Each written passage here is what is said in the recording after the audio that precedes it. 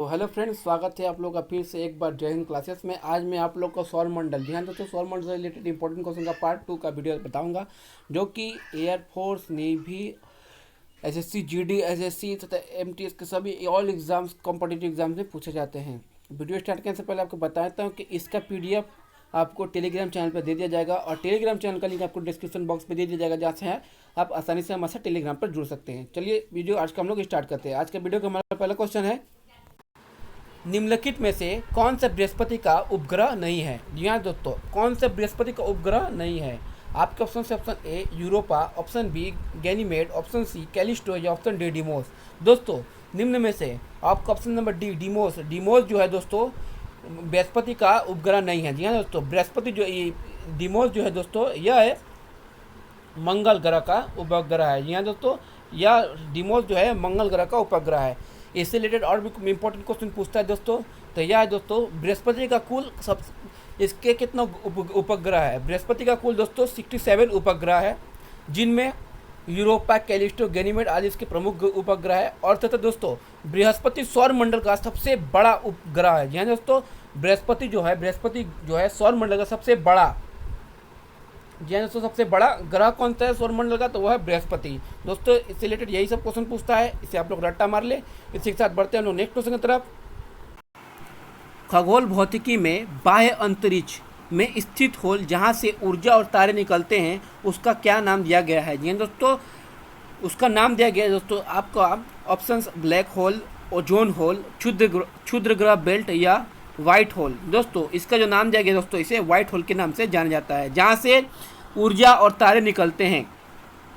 तो इसको करेक्ट होता है दोस्तों व्हाइट होल। इसी के साथ हम लोग बढ़ते हैं नेक्स्ट क्वेश्चन की तरफ। सूर्य के सबसे समीप ग्रह कौन सा है। जी हाँ, तो सूर्य का सबसे समीप ग्रह, तो आपके ऑप्शन दिए हैं दोस्तों, आपका बृहस्पति, दूसरा बुध, तीसरा शनि या चौथा यूरेनस। दोस्तों इस क्वेश्चन का करेक्ट आंसर दोस्तों आपका ऑप्शन नंबर बी बुध। जी हाँ दोस्तों, बुध ग्रह जो है सूर्य का सबसे नजदीक ग्रह है। अब हम लोग क्रम वाइज जान जाते हैं। जी हाँ दोस्तों, ये हमारा मान लीजिए ये सूर्य है, इसके कुल कितने ग्रह दोस्तों, तो इसके कुल 8 ग्रह होते हैं। जहाँ तक हम लोग को पता है, तो हम लोग 8 ग्रह बना लेते हैं, 1 2 3 4 5 6 7 8। जी हाँ दोस्तों, पहला होता है बुध, दूसरा होता है शुक्र, तीसरा होता है पृथ्वी, चौथे नंबर पे आता है मंगल, पाँचवें नंबर पे आता है बृहस्पति, छठे नंबर पे आता है शनि, तथा सातवें नंबर पे अरुण, तथा लास्ट हुआ जो होता है वरुण। जी हाँ दोस्तों, वरुण। एक और भी ग्रह था हमारे दोस्तों, जो कि अब उसमें ग्रह के श्रेणी में नहीं आता है, वह है आपका दोस्तों प्लूटो। जी हाँ दोस्तों, प्लूटो। पहले कुल ग्रहों की संख्या 9 थी, लेकिन प्लूटो का भाग विच्छेदित हो जाने के कारण इसलिए अब कुल ग्रहों की संख्या 8 हो गई है, जिसमें से पहले सूर्य के सबसे नजदीक आता है दोस्तों बुध, दूसरा शुक्र, तीसरा पृथ्वी, उसके बाद मंगल, बृहस्पति, शनि, अरुण व वरुण। दोस्तों इसी रिलेटेड यही क्वेश्चन पूछता है दोस्तों। इसी के साथ हम लोग बढ़ते हैं नेक्स्ट क्वेश्चन तरफ। निम्नलिखित में से पृथ्वी से कौन से खगोलीय पिंड की दूरी सबसे अधिक है। यह दोस्तों अभी हमने ऊपर क्लियर किया कि सबसे अधिक, सबसे सामने कौन था, तो बुध सबसे पीछे। यहाँ दोस्तों सबसे दूरी पर कौन था, तो वह था आपका ऑप्शन नंबर सी नेपच्यून। यहाँ दोस्तों नेपच्यून अर्थात वरुण, यह सबसे पीछे होता है, सूर्य के सबसे पीछे, मतलब सबसे दूरी पर अधिक स्थित है। इसी के साथ हम लोग अगले क्वेश्चन की तरफ मुख करते हैं। बृहस्पति का द्रव्यमान है लगभग, यहाँ दोस्तों बृहस्पति ग्रह का द्रव्यमान है किसके बराबर, सूर्य के द्रव्यमान का 10वां भाग, सूर्य के द्रव्यमान का 1000वां भाग, सूर्य के द्रव्यमान का 100वां भाग, या सूर्य के द्रव्यमान का आधा भाग। दोस्तों बृहस्पति का द्रव्यमान है दोस्तों आपका ऑप्शन नंबर बी, सूर्य के द्रव्यमान का 1000वां भाग। नीचे व्याख्या लिखा हुआ है दोस्तों, सूर्य के द्रव्यमान का 1000वां भाग बृहस्पति का द्रव्यमान है। यह सौरमंडल का सबसे बड़ा ग्रह है। पिछले ही क्वेश्चन मैंने बता दिया था, वायुमंडल दाब पृथ्वी के वायुमंडल दाब की तुलना में 1 करोड़ गुना अधिक है इसकी वायुमंडलीय दाब का। यह तारा और ग्रह दोनों के गुणों से युक्त होता है। यह इंपॉर्टेंट बात हो जाती है दोस्तों। यह तारा, इसमें तारा भी होता है और ग्रह दोनों तरह से, दोनों गुणों से युक्त होता है। इसी के साथ हम लोग बढ़ते हैं अगले क्वेश्चन तरफ। हमारे सौर मंडल का सबसे चमकीला ग्रह कौन सा है। जी हाँ दोस्तों, सौर मंडल सबसे चमकीला ग्रह शुक्र, बुध, मंगल या बृहस्पति। दोस्तों शुक्र हमारे सौर मंडल का सबसे चमकीला ग्रह जो है दोस्तों आपका ऑप्शन नंबर ए, शुक्र हमारे सौर मंडल का सबसे चमकीला ग्रह है। इसे पृथ्वी का बहन भी कहते हैं दोस्तों। इससे रिलेटेड और भी क्वेश्चन पूछता है, पृथ्वी का बहन किसे कहते हैं, तो इसे शुक्र को कहते हैं। दूसरा, इसे सांझ का तारा तथा भोर का तारा भी कहते हैं। जी हाँ, तो सांझ का तारा और भोर का तारा भी इसे कहते हैं। क्यों कहते हैं, क्योंकि दोस्तों यह बहुत चमकीला होता है, इसलिए यह शाम को भी दिखाई देता है और सुबह के भी दिखाई देता है, इसलिए सांझ का तारा भोर का तारा कहते हैं। दूसरा क्वेश्चन पूछता है पृथ्वी का वहन किस ग्रह को कहा जाता है दोस्तों, तो पृथ्वी का वहन शुक्र ग्रह कहा जाता है। इससे रिलेटेड को इंपॉर्टेंट क्वेश्चन यही पूछता है दोस्तों। इसी के साथ हम लोग बढ़ते हैं नेक्स्ट क्वेश्चन तरफ। सूर्य या चंद्र ग्रहण में पृथ्वी पर छाया कितने भागों में विभाजित हो जाती है, या तो सूर्य या चंद्र ग्रहण में पृथ्वी पर छाया कितने भाग में विभाजित होती है।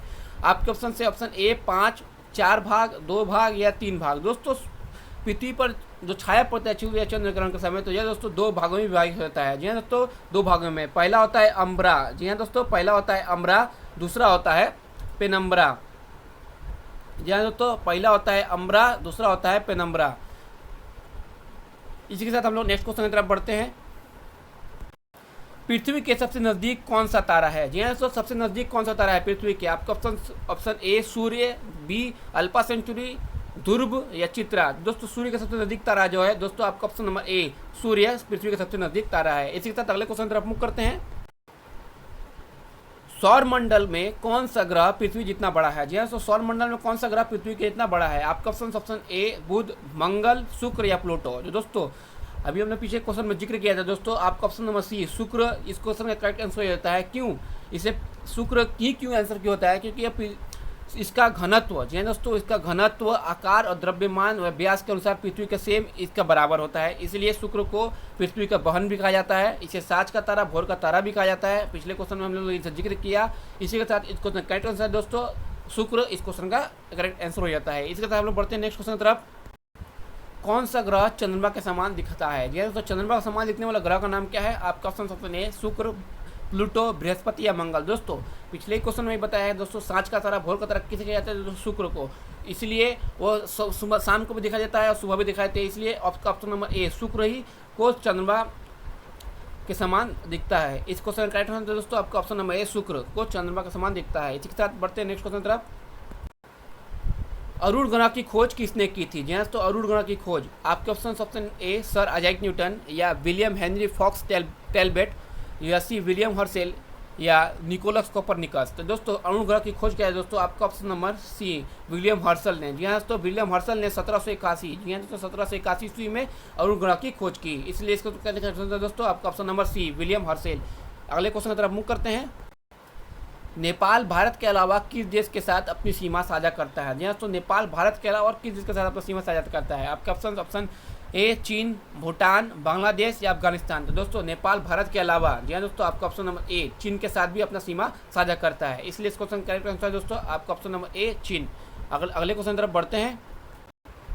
किस दिन पृथ्वी सूर्य के सबसे समीप होती है। जी हाँ, तो किस दिन पृथ्वी सूर्य के सबसे समीप होती है। आपके ऑप्शन ए 23 सितंबर, 21 मार्च, 4 जुलाई या 3 जनवरी। दोस्तों सूर्य और पृथ्वी के बीच सबसे समीप दूरी मतलब सबसे कम दूरी होती है दोस्तों, आपका ऑप्शन नंबर डी 3 जनवरी को। जी हाँ दोस्तों, 3 जनवरी को सूर्य और पृथ्वी के दूरी बहुत नज़दीक में होती है और दूरी कम होती है। इस कारण इसे उपसौर, जी हाँ दोस्तों, इस कारण इसे उपसौर के नाम से जाना जाता है। उपसौर कब होता है दोस्तों, पृथ्वी और सूर्य के सबसे दूरी जो है न्यूनतम हो जाती है, इसे उपसौर के नाम से जाना जाता है। यह कब होता है दोस्तों, 3 जनवरी को होता है। इसी के साथ हम लोग बढ़ते हैं नेक्स्ट क्वेश्चन की तरफ। सूर्य के बाद पृथ्वी के सबसे नज़दीकी तारा कौन सा है। जैसे सूर्य के बाद पृथ्वी के सबसे नज़दीकी तारा, आपके ऑप्शन वेगा, सिरस, प्रॉक्सिमा सेंचुरी या अल्फा सेंचुरी। तो दोस्तों इस क्वेश्चन का करेक्ट आंसर देता है सूर्य के बाद पृथ्वी का सबसे नज़दीकी तारा है वह है दोस्तों आपका option number C Proxima Centauri. जी हाँ दोस्तों, प्रॉक्सिमा सेंचुरी सूर्य के बाद पृथ्वी का सबसे नज़दीकी तारा है। इसी के साथ हम लोग नेक्स्ट क्वेश्चन की तरफ बढ़ते हैं। सूर्य का पृष्ठीय तापमान, जी हाँ दोस्तों, पृष्ठीय तापमान सूर्य का कितना है। 6000 degree centigrade, 12000 degree centigrade, 18000 degree centigrade या 24000 डिग्री सेंटीग्रेड। तो सूर्य का पृष्ठीय तापमान दोस्तों आपका option number A 6000 degree centigrade. इस क्वेश्चन का करेक्ट आंसर हो जाता है। इसके साथ हम लोग बढ़ते हैं अगले क्वेश्चन तरफ। सूर्य की बाह्यतम परत को क्या कहते हैं। जी हाँ, तो सूर्य के बाहरी परत को क्या कहते हैं। वर्णमंडल, प्रकाश मंडल, किरीट या कोरोना या ऑप्शन डी स्थल मंडल। दोस्तों सूर्य के बाहरी परत को कहा जाता है दोस्तों आपको ऑप्शन नंबर सी किरीट या कोरोना सूर्य के बाह्यतम परत को कहा जाता है। इसके साथ हम लोग अगले क्वेश्चन तरफ पढ़ते हैं। निम्नलिखित में से कौन सी प्रक्रिया में सूर्य की ऊर्जा निहित होती है। जी हाँ, तो कौन सी प्रक्रिया में सूर्य की ऊर्जा निहित है। आपके ऑप्शन ए प्रकाश विद्युत के उत्सर्जन से, नाभिकीय विखंडन से, नाभिकीय संलयन से या ताप उत्सर्जन से। दोस्तों सूर्य की ऊर्जा निहित होती है दोस्तों आपका ऑप्शन नंबर सी नाभिकीय संलयन से। दोस्तों सूर्य नाभिकीय संलयन प्रक्रिया में सूर्य की ऊर्जा निहित होती है। इस क्वेश्चन का करेक्ट आंसर दोस्तों आपका ऑप्शन नंबर सी नाभिकीय संलयन। इसी के साथ हम लोग बढ़ते हैं अगले क्वेश्चन तरफ। निम्नलिखित में से कौन सी प्रक्रिया द्वारा पृथ्वी की आयु का निर्णय किया जाता है? जी हाँ दोस्तों, पृथ्वी की आयु का निर्णय कौन सी प्रक्रिया द्वारा किया जाता है? भूगर्भिक गणना, रेडियोमेट्रिक गणना, गुरुत्वाकर्षण बल या जीवाश्म गणना। तो दोस्तों इसको करेक्ट आंसर दोस्तों आपका ऑप्शन नंबर बी, रेडियोमेट्रिक गणना के अनुसार पृथ्वी की आयु का निर्णय किया जाता है। दोस्तों आज का वीडियो हमारा यहीं ख़त्म हुआ। वीडियो समाप्त करने से पहले आपको बता देता हूँ कि इसका PDF आपको टेलीग्राम चैनल पर दे दिया जाएगा और टेलीग्राम चैनल का लिंक आपको डिस्क्रिप्शन बॉक्स में दे दिया जाएगा, जहाँ से आप हमारे साथ टेलीग्राम में सीधे आसानी से जुड़ सकते हैं। तथा इस वीडियो को ज़्यादा से ज़्यादा शेयर करें, लाइक करें तथा जो चैनल में नए हैं वो चैनल को सब्सक्राइब करना ना भूलें। मिलते हैं इसी के साथ अगले वीडियो में। जय हिंद, धन्यवाद।